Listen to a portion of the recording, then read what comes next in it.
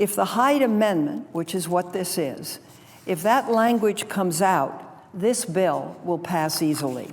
Would the senator yield for a question? I sure will. Why is it that it all of a sudden becomes objectionable on this legislation when you care and I care so passionately about getting help for these victims that this is the reason to derail the legislation? Because of what this legislation is. This legislation is the raping and the misconduct sexually with young girls, girls 14, 15, and 16. What if they're impregnated? Should they be entitled to be able to go and get an abortion? Does this body really want them to be forced to bear somebody's child? And so this offers the opportunity for some funding.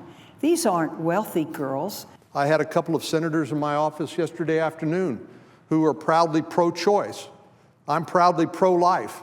But even my pro-choice friends said, we still believe taxpayer funds should not be used for abortions, except in the case of rape or to protect the health of the victim. Well, why then, may I ask you a question respectfully? Certainly.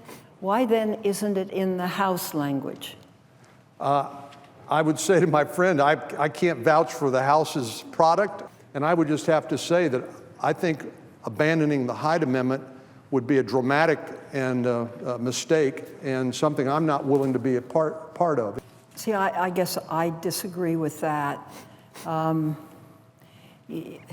Those of us that believe that a woman should control her own reproductive system in concert with her family and her doctor really have objection to the government getting involved and telling us what to do. It's actually not your reproductive system, and I say you generically as a man. It is our reproductive system. And so, in a sense, this has been a battle for our identity. So we're sitting here arguing, essentially, about the availability of an abortion in this area. And to me, that is so secondary to the enormous harm that's being done. And so I really beg, I have great respect for you. You've been a very distinguished jurist in your state. You make sense when you speak on the Judiciary Committee. We've listened to each other for more than a decade now. Let this drop. Let us get on with the work of this bill. The work of this bill isn't completed until we get some of the amendments that relate to the bill. And then I think we can debate this another day. Mr. President, I obviously don't agree with my friend from California, but I respect her for answering the questions that I've posed here today. May I say one more thing to you?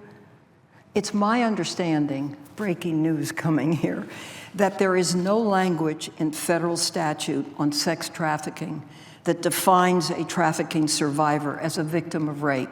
So the victim would have to prove that she's a victim of rape.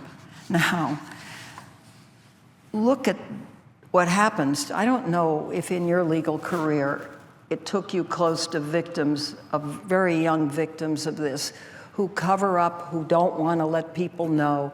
You know all the vicissitudes. You know the hard life. You're asking someone who, she has to prove it.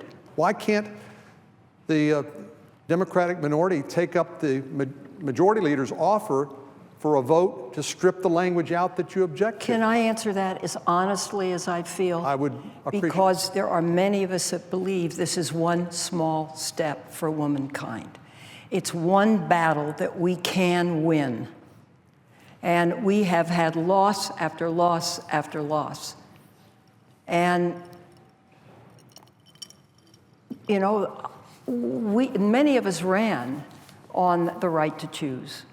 I was one of them.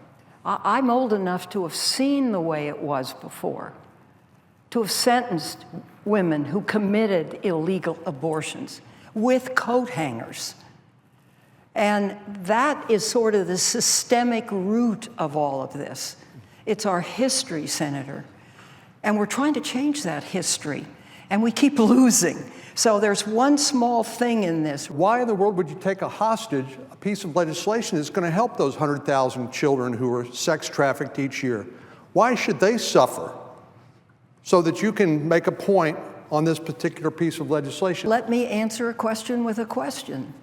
Why don't you just take it out? Do you see this as breaking new ground? I see it as standing up for a principle. And you know, principle doesn't know minority and majority. Principle is deeply held. Thank you very much. Thank you very much, Mr. President.